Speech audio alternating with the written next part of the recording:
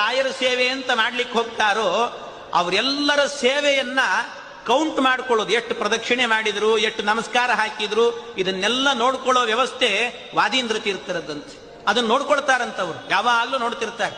ಯಾರೋ ಒಬ್ರು ಸೇವೆ ಮಾಡಿದ್ರಂತೆ. ಹೀಗೆ ಅವರು ಸೇವೆಯನ್ನ ಮಾಡಿದಾಗ ಅವರು 11 ದಿವಸ ಸೇವೆ ಮಾಡಿದ್ರು.